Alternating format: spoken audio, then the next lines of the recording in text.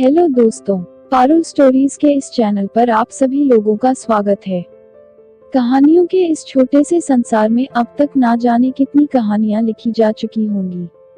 आज मैं आप लोगों को हैंस क्रिश्चियन एंडरसन द्वारा लिखित गुलाब का बौना द रोज एल्फ यह कहानी सुनाने जा रही हूँ। इस कहानी को मेरे इंस्टाग्राम अकाउंट पर उत्तराखंड में रहने वाले दीपक जी ने भेजी है। आओ दोस्तों, बिना देरी किए इस कहानी का आनंद उठाते हैं। बगीचे के बीच में फूलों से भरा एक गुलाब का पौधा था। उसके सबसे सुंदर फूल पर एक बौना रहता था जो इतना छोटा था कि इंसान की आंख से नहीं दिख सकता था।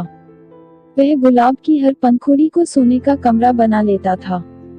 वह बौना बहुत सुंदर और एक बच्चे जैसा प्यारा था। उसके कंधों से एड़ी तक सुंदर पंख थे। जहाँ वह सोता था वहाँ बड़ी खुशबूदार हवा होती थी। वहाँ की दीवारें बहुत साफ और पारदर्शी थीं, क्योंकि वे गुलाब की कोमल पंखुड़ियों की थीं। छोटा बौना सारा दिन गर्म धूप में उड़ता रहता था। वह बगीचे के सब फूलों के पास जाता था, तितलियों की पीठ पर सवारी करता था।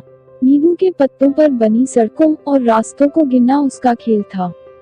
वह जिन्हें सड़क और रास्ता कहता था वे पत्ते की नसें होती थीं।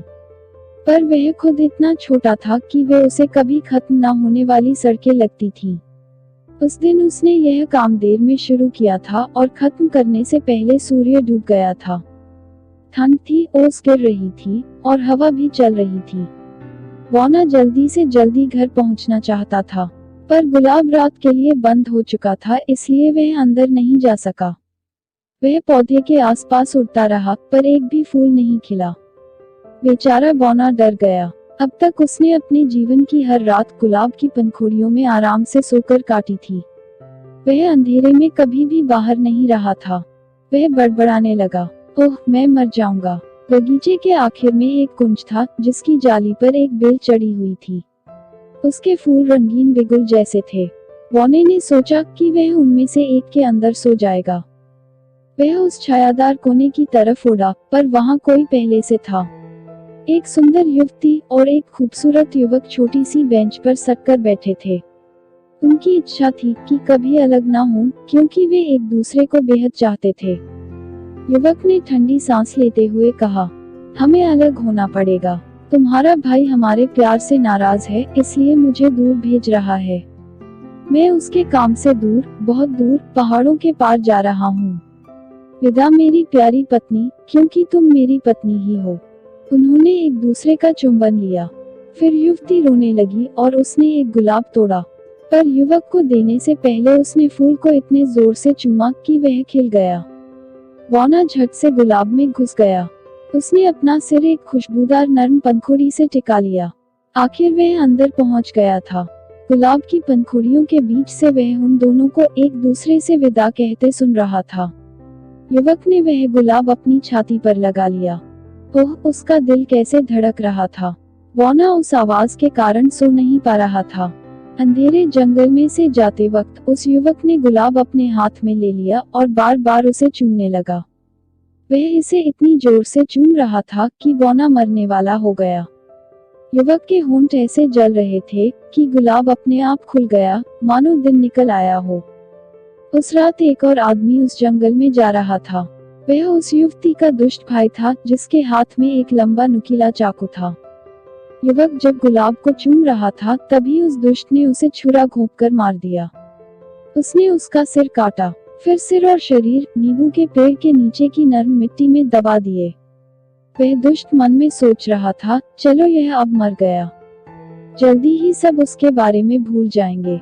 वह पहाड़ों के पार लंबे सफर पर जाने वाला था। इतने लंबे सफर में लोग आसानी से मर जाते हैं। यही उसके साथ भी हो सकता था।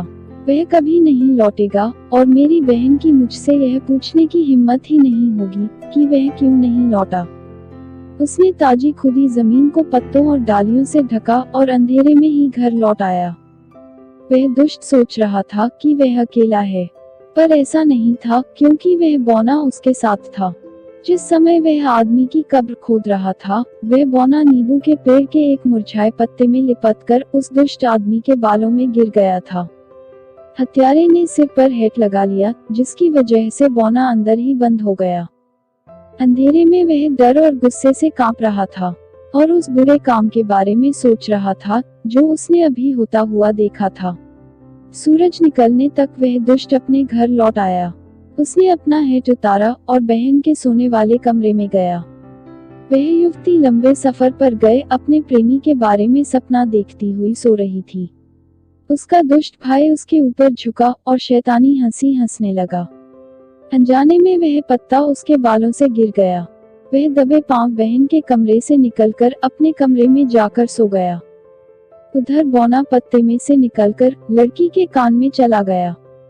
जो बुरा काम होते उसने देखा था वह सब उस लड़की को बता दिया। कैसे उसके भाई ने उसके प्रेमी को मारकर एक फूलों से भरे नींबू के पेड़ के नीचे दफना दिया है। फिर उसने यह बताया कि वह पेड़ जंगल में कहाँ है। लड़की सोच रही थी कि वह सपना देख रही है, पर बौना बोला कि अपने बिस्तर पर एक सूखा नींबू का पत्ता देखकर समझ जाना कि यह सपना नहीं है। लड़की उठ गई और उसे वही पत्ता दिखाई दिया। वह बहुत रोने लगी। उसने कितने सारे आंसू बहाए पर वहां उसे तसल्ली देने वाला कोई नहीं था। खिड़की खुली हुई थी। बौना चाहता तो उड़कर बगीचे में अपने गुलाब तक जा सकता था, पर वह उस लड़की को अकेले छोड़कर जाने के बारे में सोच भी नहीं सकता था। खिड़की की चौखट पर रखे गमले के पौधे में एक फूल था। उसने बाकी का दिन वहीं आराम किया। उसका दुष्ट भाई कई बार कमरे में आया और जोर जोर से हंसी मजाक करता रहा। बेचारी लड़की में इतनी हिम्मत भी नहीं थी कि अपना दुख दिखा सके। रात होने पर वह लड़की चुपचाप घर से निकली। उसने जंगल में जाकर वह पेड़ ढूंढा और फिर उसके नीचे से अपने प्रेमी की लाश निकाली। वह खूब रोई और भगवान से प्रार्थना करने लगी कि वह भी जल्दी मर जाए। वह चाहती थी कि लाश को अपने साथ वापस ले जाकर अच्छी तरह दफना दे, पर वह ऐसा नहीं कर सकती थी। उसने उसका सिर अपने हाथों में उठाया और उसके ठंडे सफेद होंठों को चूमा। फिर उसके सुंदर बालों से मिट्टी झाड़ने के बाद वह बोली, तुम हमेशा मेरे रहोगे। लड़की ने उसके मृत शरीर को फिर से दबाया और लौट गई। वह अपने हाथों में अपने प्रिय का सिर और नींबू के पेड़ के पास उगी चमेली की एक टहनी ले आई थी। लौटते ही उसने एक बड़े गमले में अपने प्रेमी के सिर को दबाया और ऊपर से चमेली की टहनी लगा दी। उसने छोटे बौने से फुसफुसाकर कहा, अलविदा। उस लड़की का दुख देखने से दुखी बौना उड़कर बगीचे में अपना गुलाब ढूंढने लगा।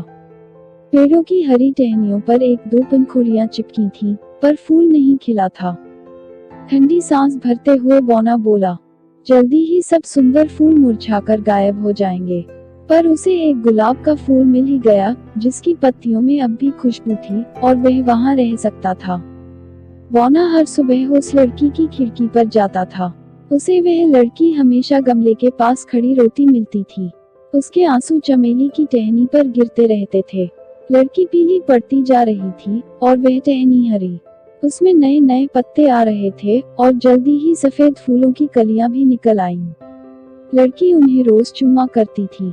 उसका भाई उसे पागल और बेवकूफ समझता था क्योंकि वह एक पौधे के पास खड़ी होकर रोती रहती थी। वह नहीं जानता था कि किसी की चमकीली आंखें और लाल होंठ उस चमेली के पौधे की मिट्टी में दबे हुए थे। एक दिन वह लड़की गमले के पास खिड़की की चौखट पर सिर टिकाए सो गई। उसे सोता देखकर बौना उसके कान में घुस गया और उसे उन शामों के बारे में बताने लगा जब खुशबूदार गुलाब खिलते थे। लड़की वह सपना देखते देखते मर गई। मरने के बाद वह स्वर्ग पहुंची जहां उसकी मुलाकात अपने प्रेमी युवक से हो गई। उधर बड़ी सफेद घंटियों जैसे चमेली के फूल खिलकर कमरे में अपनी खुशबू फैला रहे थे और जो मर चुके थे उनके लिए अपना दुख वे फूल इसी तरह दिखाते थे। जब दुष्ट भाई ने सुंदर फूलों से लदे उस गमले को देखा तो उसे उठाकर अपने सोने के कमरे में ले गया। वे फूल न सिर्फ देखने में सुंदर थे बल्कि उनकी खुशबू भी बहुत अच्छी थी। बौना उस दुष्ट के पीछे पीछे गया और हर फूल को उस दुष्ट भाई की करतूत और बेचारी लड़की के दुख की बातें बताईं। हर फूल की अपनी आत्मा थी जो सब कुछ समझती थी।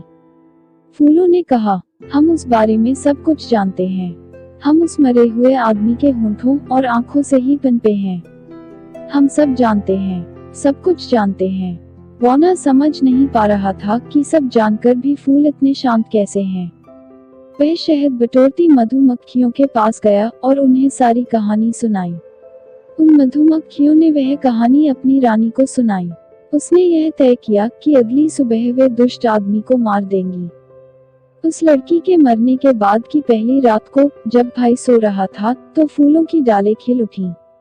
हर फूल की अदृश्य आत्मा एक जहर भरा भाला लेकर उसके कान के पास इकट्ठी हो गई और उसे ऐसी कहानियां सुनाने लगी जिनसे उसे भयानक सपने दिखाई देने लगे।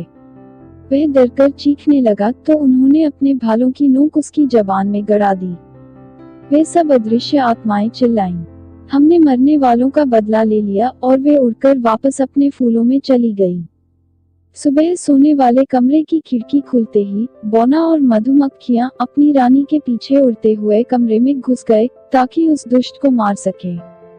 पर वह तो पहले ही मर चुका था। लोग उसके पलंग के चारों ओर खड़े थे।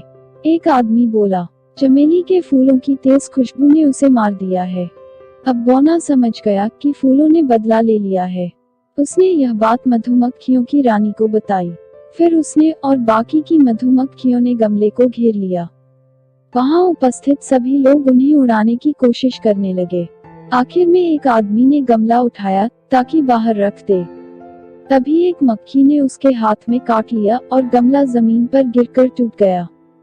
मिट्टी के बाहर गिरने पर एक सफेद खोपड़ी भी निकलकर जमीन पर गिर पड़ी। सभी लोग डरकर उसे देखने लगे। तब वे समझ गए कि मरने वाला आदमी एक हत्यारा था।